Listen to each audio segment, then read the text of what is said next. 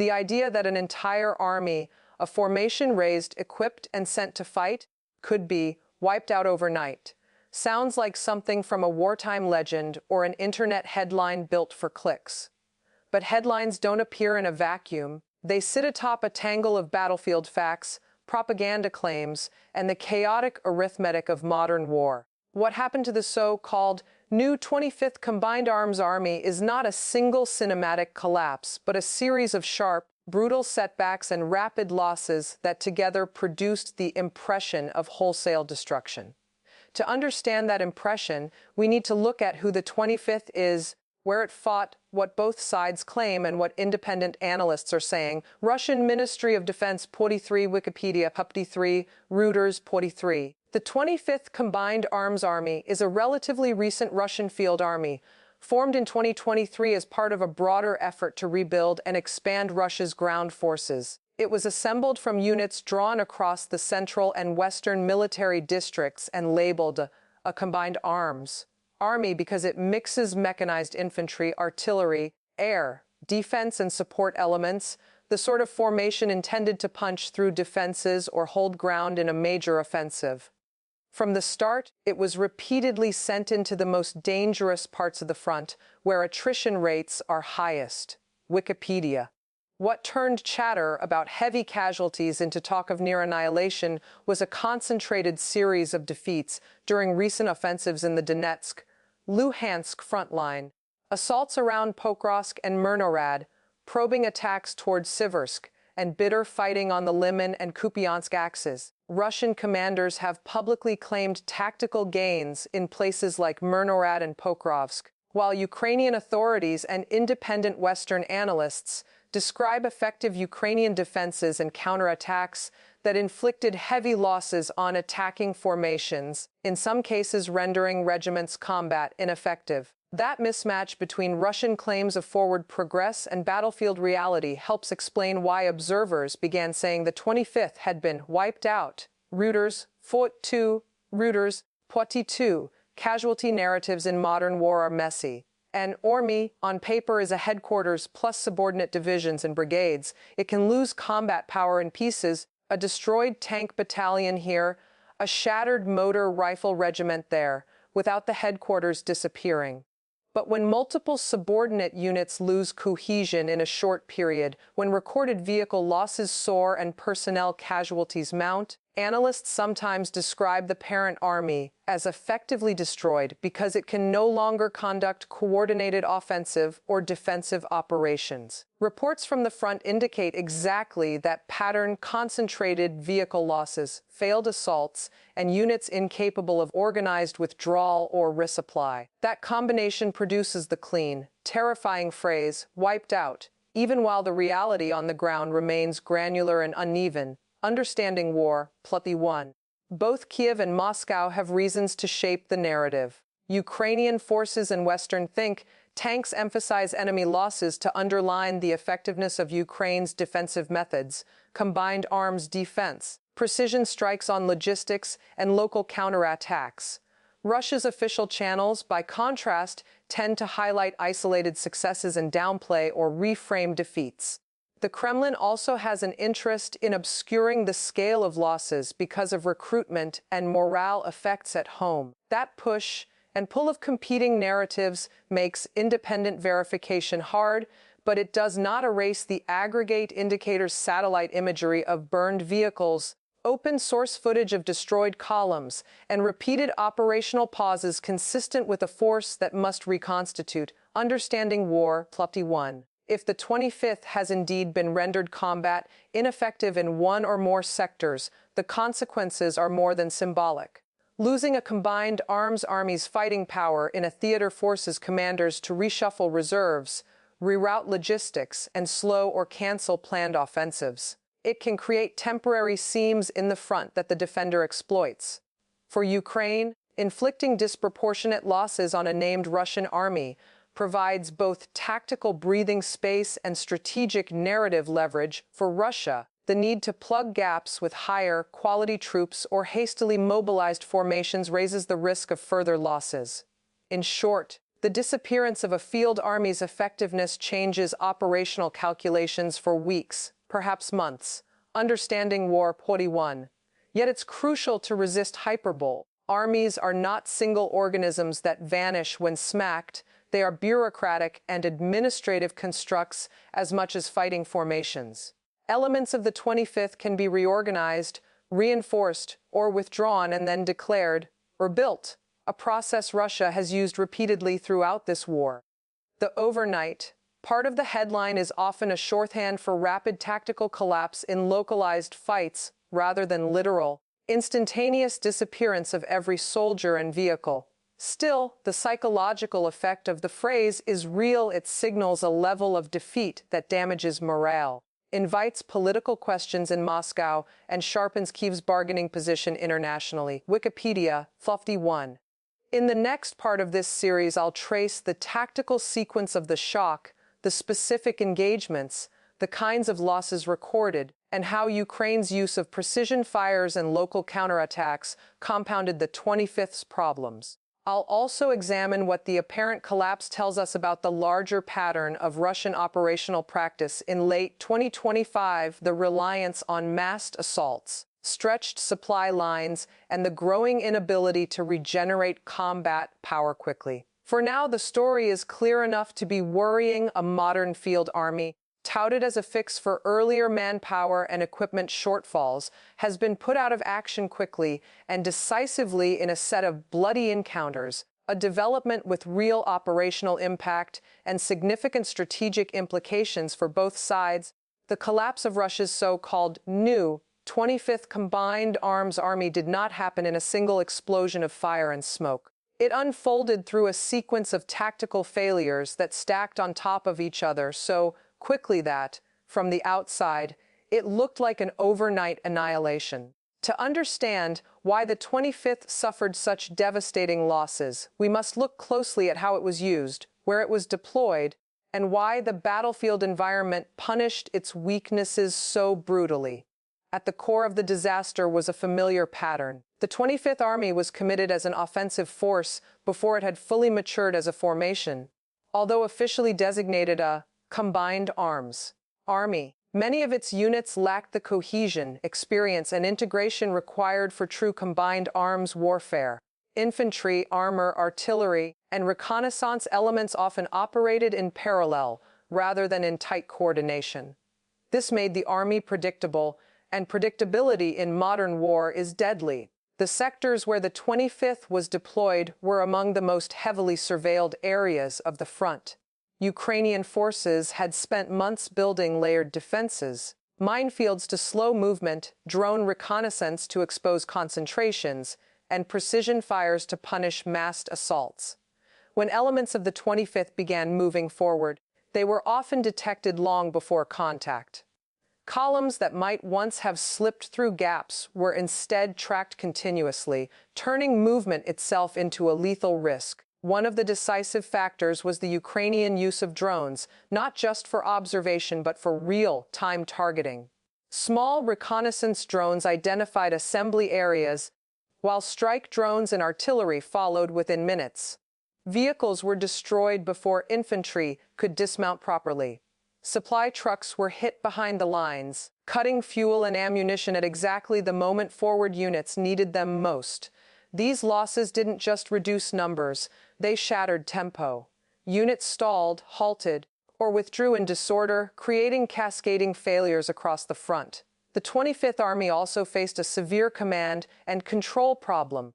Reports indicate that junior officers were frequently forced to operate with incomplete information, while higher headquarters struggled to maintain situational awareness under constant electronic warfare pressure. Communications were jammed, command posts were targeted, and replacement commanders were sometimes thrown into battle with minimal familiarity with their units.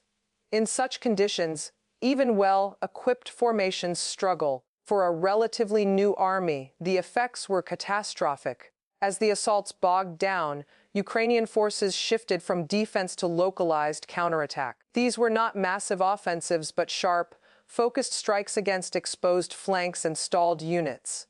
Once Russian formations lost momentum, they became vulnerable to being cut off in small pockets.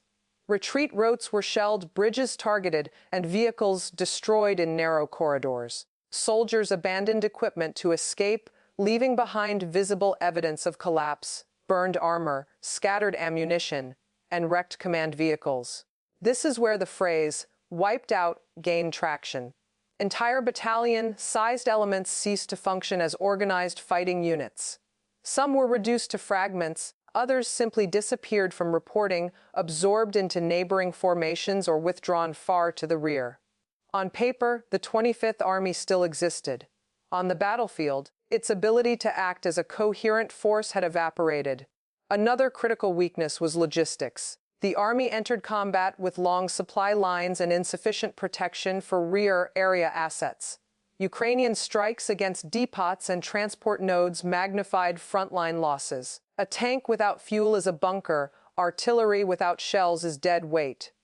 Once resupply faltered, even units that had avoided direct combat losses became ineffective. Morale suffered sharply as soldiers realized that support was unreliable and evacuation uncertain. Psychology played a powerful role. The 25th Army was promoted internally as a fresh, capable formation, a symbol of renewal. When that promise collided with battlefield reality, the shock was severe. Rapid losses, conflicting orders, and visible destruction eroded confidence. In war, morale is not an abstract concept. It directly affects whether soldiers hold positions, maneuver under fire, or break contact in panic. The speed of the 25th's decline suggests that psychological collapse followed closely behind physical losses. It is also important to address what this collapse does not mean. Russia did not lose an entire army in a single night in the literal sense. Thousands of personnel survived. Equipment can be replaced. Headquarters can be reconstituted. Historically, Russia has shown a willingness to rebuild shattered formations and send them back into combat under the same name. But rebuilding on paper is not the same as restoring combat effectiveness. Experience, trust, and coordination cannot be regenerated quickly. The broader implication is strategic. The effective neutralization of the 25th Army limits Russia's offensive options in the affected sectors. It forces commanders to rely more heavily on reserves or redeploy units from elsewhere, potentially weakening other parts of the front. It also reinforces a troubling pattern for Moscow. Newly formed units are being consumed faster than they can mature, creating a cycle of constant regeneration without qualitative improvement. For Ukraine, the outcome reinforces a defensive model that emphasizes intelligence, precision, and economy of force. Rather than matching mass with mass, Ukrainian units focused on making every Russian movement costly. The destruction of the 25th Army's combat power sends a message not just to Moscow, but to other Russian formations preparing for offensive action. Concentration invites annihilation. As the war continues, the fate of the 25th Army stands as a case study in modern attritional warfare. It shows how speed, surveillance, and precision can dismantle large formations without dramatic breakthroughs or sweeping maneuvers. The overnight collapse was, in truth, the visible moment when accumulated failures reached a tipping point. When a field army loses its combat effectiveness, the real story begins after the fighting stops. The collapse of Russia's new 25th Combined Arms Army is not just a tactical episode, it is a stress test of Russia's ability to regenerate power under pressure. Part 3 examines what happens next, whether the 25th can be rebuilt, how this loss reshapes Russian and Ukrainian strategy, and what it tells us about the direction of the war itself. Can Russia rebuild the 25th Army? On paper, the answer is yes. Russia has rebuilt shattered formations before, sometimes multiple times, often under the same unit designation. Headquarters staff can be reassigned, new battalions attached, and equipment drawn from storage. From a bureaucratic perspective, an army can be resurrected remarkably fast. But battlefield reality is less forgiving. What made the 25th Army new was not modern equipment or elite personnel. It was largely assembled from mobilized troops, reconstituted units, and cadres pulled from other formations. That means its losses cut deeply into the limited pool of trained officers and experienced non-commissioned leaders. Those people cannot be replaced quickly. Tanks can be refurbished, trust, coordination, and tactical judgment cannot. Even if Russia refills the ranks, the rebuilt 25th would almost certainly return to combat with less experienced leadership, lower unit cohesion, reduced confidence among personnel, familiar tactics already studied by Ukrainian forces. In other words, rebuilding risks recreating the same weaknesses that led to collapse in the first place. The strategic cost for Moscow. The neutralization of the 25th Army forces hard choices at the operational level. Russian planners now face a dilemma. Commit reserves early to stabilize the front, risking those forces being worn down in the same way. Slow operations, ceding initiative and time to Ukraine. Redistribute forces from quieter sectors, weakening the overall front line. None of these options are attractive. A combined arms army is not just manpower, it represents offensive ambition. Losing one means postponing or abandoning plans for breakthroughs in that sector. It also increases reliance on artillery-heavy, infantry-led assaults which are costly and slow. More importantly, the loss reinforces a damaging cycle. New formation created, rushed into combat, suffers heavy losses. Withdrawn and rebuilt, returns weaker than before. This cycle favors the defender, not the attacker. Impact on Russian morale and command culture. The psychological impact inside the Russian military should not be underestimated. Units know when neighboring formations are destroyed. Rumors travel faster than official briefings. When soldiers hear that a newly formed army, promoted as capable and reinforced, was shattered, confidence erodes. This affects behavior on the battlefield. Increased reluctance to advance. Greater dependence on artillery instead of maneuver. Faster withdrawals under pressure. Higher rates of equipment abandonment. At the command level, fear of failure encourages risk-averse decision-making. Officers may hesitate to exploit opportunities, worried that exposure will lead to annihilation. That hesitation further slows operations and hands initiative to the opponent. What this means for Ukraine. For Ukraine, the effective destruction of the 25th Army's combat power is a validation of strategy rather than a reason for overconfidence. Ukraine did not rely on massive offensives or dramatic breakthroughs. Instead, it applied persistent surveillance, precision strikes, elastic defense, localized counterattacks. The result was disproportionate damage to a larger force. Strategically, this gives Ukraine three advantages. Time. Every Russian rebuilding cycle buys Ukraine weeks or months. Predictability. Rebuilt units tend to repeat known patterns. Narrative strength. Evidence that Russian force generation is failing. However, Ukrainian commanders are likely cautious. They understand that even weakened Russian forces can still inflict damage, especially through artillery and missile strikes. The goal is not rapid exploitation, but sustained pressure. Does this change the course of the war? Not by itself. The collapse of one army does not decide a war of this scale. Russia still has manpower, depth, and industrial capacity. Ukraine still faces constraints in personnel, ammunition, and air defense. But the loss of the 25th Army is a signal event. It suggests that Russia's ability to create effective new large formations is declining. Ukrainian defenses are increasingly lethal to massed assaults. The war is moving deeper into an attritional phase where quality matters more than quantity.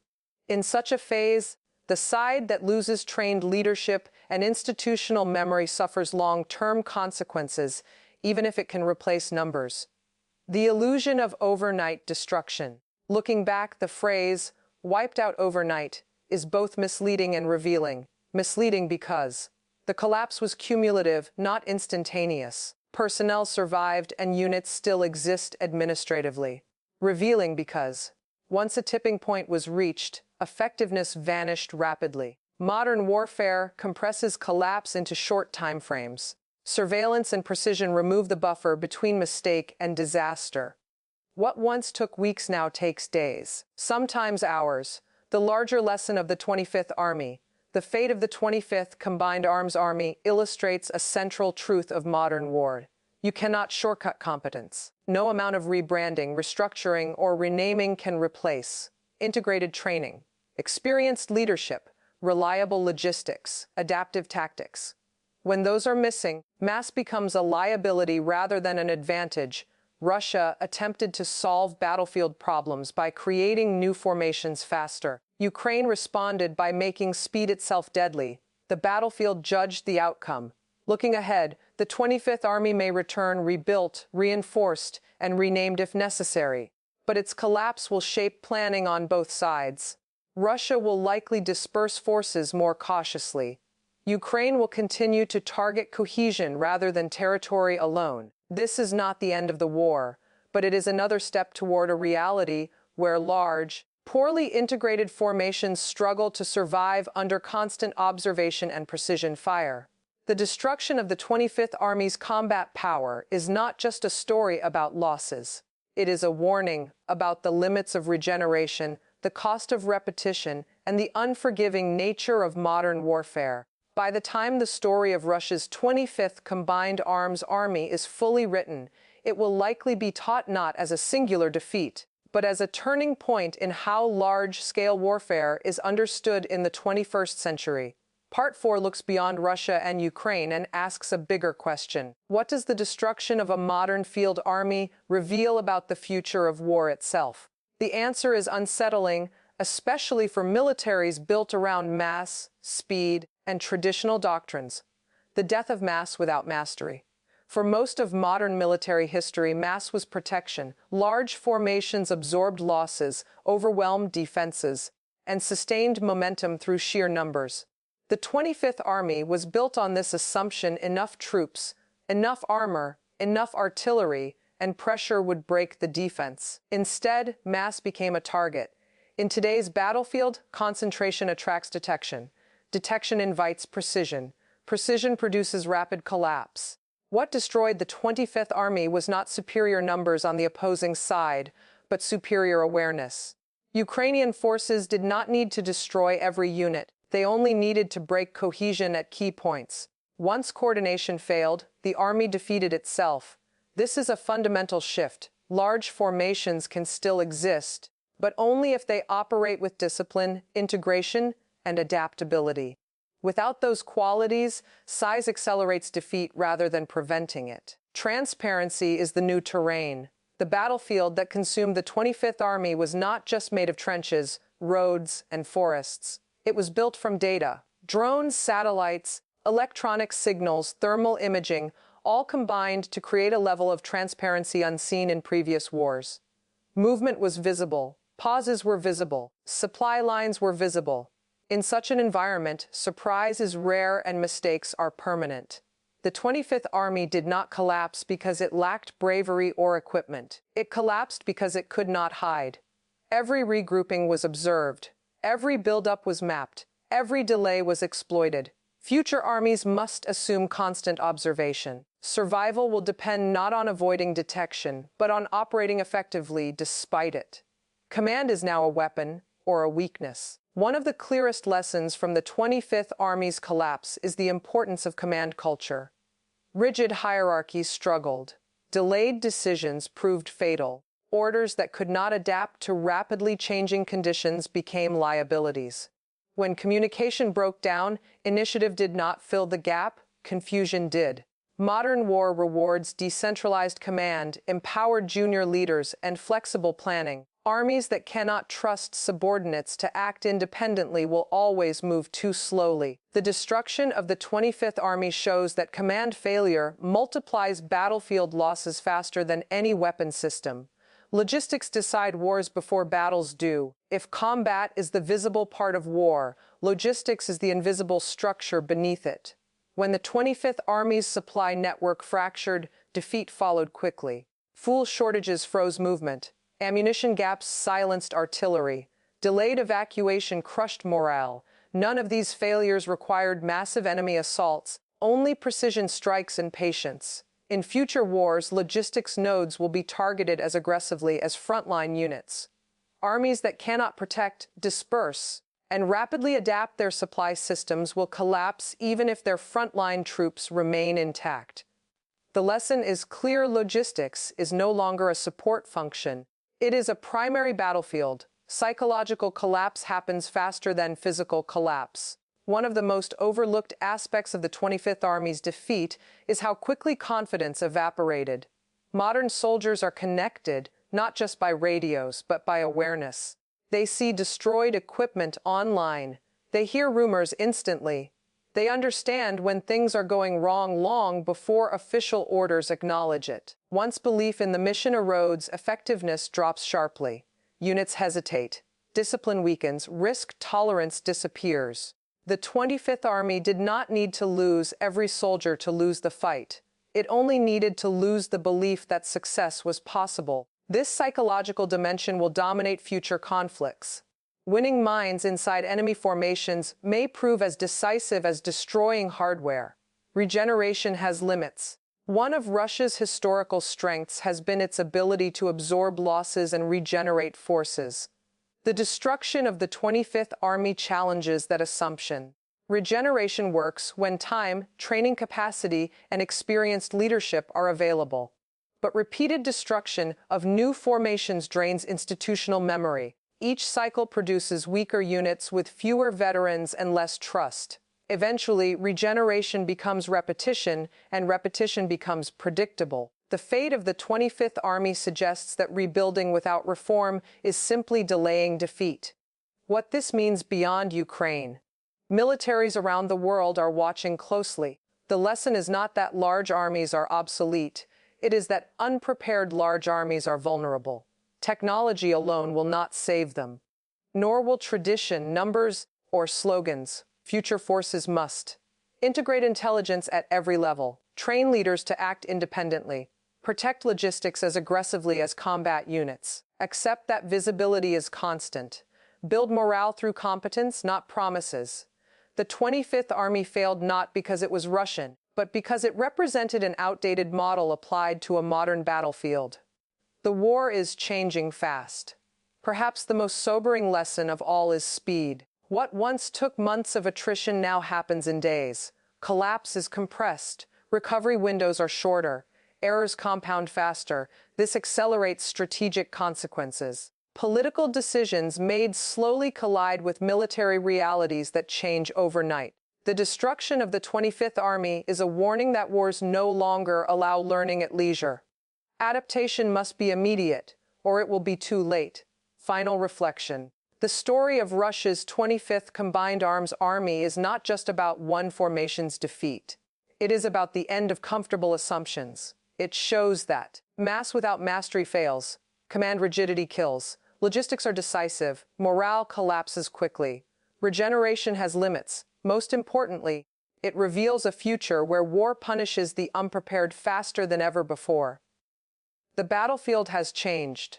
The question is whether armies will change with it or follow the 25th Army into rapid, visible, and devastating collapse. The destruction of Russia's 25th Combined Arms Army did not end with burned vehicles on the battlefield or shattered units withdrawing to the rear. Its true impact stretches far beyond the immediate fighting. Part 5 examines the long-term consequences, military, political, and strategic, and why this defeat will continue to influence the war long after the shooting in that sector fades.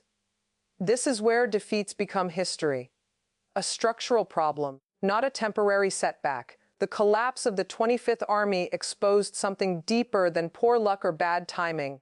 It revealed a structural weakness in how modern Russian forces are being generated and employed. Russia attempted to solve battlefield pressure by creating new large formations faster than they could be properly trained, integrated, and tested. The 25th Army was meant to be a solution, a fresh force capable of restoring momentum. Instead, it became proof that speed without quality is self-defeating. This creates a dangerous paradox for Russian planners.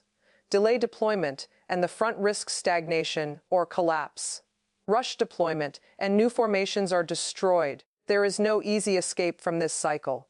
The officer crisis no one can hide. Equipment losses are visible.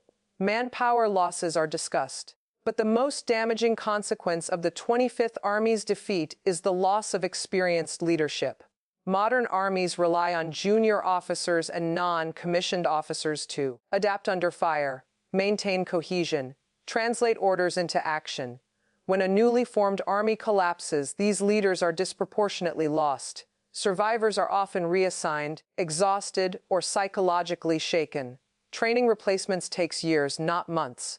Without capable leaders, even well-equipped units become fragile. The 25th Army's defeat accelerates a leadership deficit that cannot be fixed quickly, and every future operation will feel that absence. The political cost of military failure. Military defeats do not stay on the battlefield. They travel upward into politics. While official narratives may avoid acknowledging losses, reality eventually intrudes. More mobilization pressure, greater strain on recruitment, rising skepticism among families of soldiers, increased reliance on coercion rather than motivation. Each destroyed formation makes it harder to convince society that victory is inevitable or near. The 25th Army was presented as a symbol of renewal. Its failure undermines confidence not just in commanders, but in promises. Wars are not lost when armies are defeated. They are lost when belief erodes faster than force can be regenerated. Ukraine's strategic patience pays off.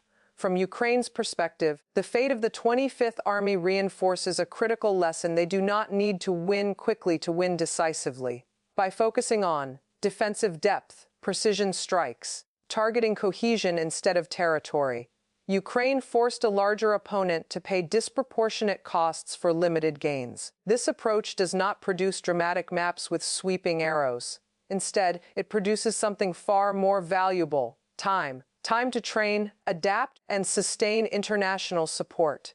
Time that Russia cannot easily afford. The destruction of the 25th Army validates a strategy of exhaustion rather than spectacle. The myth of endless regeneration. One of the most persistent assumptions in this war has been that Russia can endlessly regenerate forces. The 25th Army challenges that belief. Regeneration depends on four things: trained personnel, capable leadership, functional logistics, institutional learning.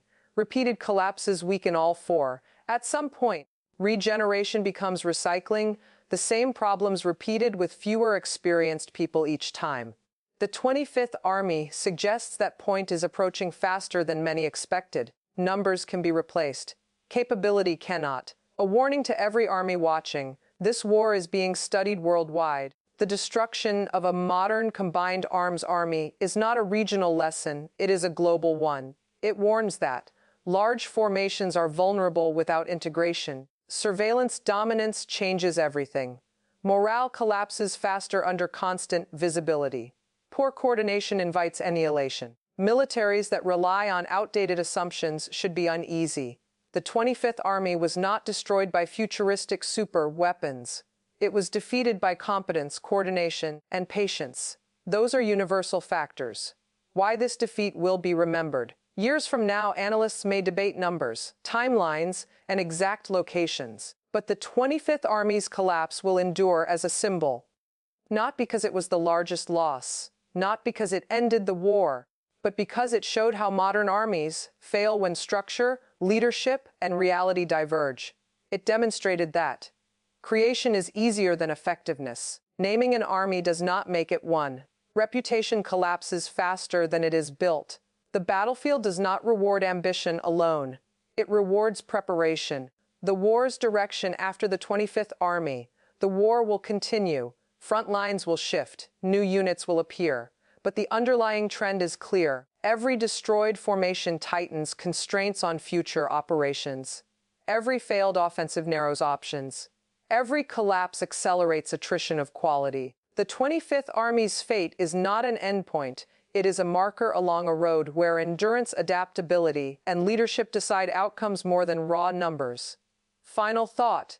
Defeat as a teacher. Wars teach brutally. The destruction of the 25th Combined Arms Army teaches that modern conflict punishes shortcuts. It exposes illusions faster than they can be repaired.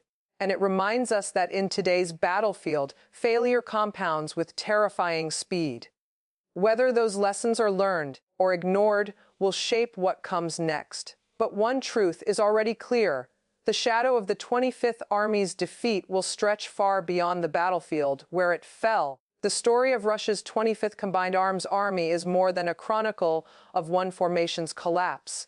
It is a warning written in fire, steel, and silence, a reminder that in modern warfare, reality cannot be outpaced by ambition. The 25th Army was created to restore momentum, to signal strength, to project confidence. Instead, it revealed the limits of force built in haste and sent into battle without cohesion.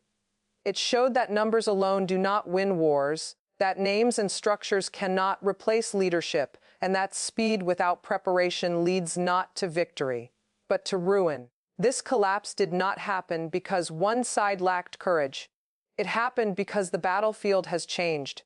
Surveillance is constant. Precision is unforgiving. Mistakes are no longer absorbed, they are exposed, targeted, and multiplied. When coordination fails, defeat arrives quickly, often suddenly, and sometimes irreversibly. For Ukraine, the lesson is discipline and patience. For Russia, the lesson is harsher regeneration without reform is an illusion. Rebuilding what was lost will not erase why it was lost. Until the underlying weaknesses are addressed, new formations will continue to face the same fate, renamed, reshuffled, and return to the front only to be broken again. History will not remember the 25th Army for its order of battle or its paperwork. It will remember it as a symbol of a deeper truth: modern war rewards preparation and punishes shortcuts. Armies do not fail all at once. They fail when belief, structure, and reality drift too far apart. And when that happens, collapse is not loud. It is fast. It is final.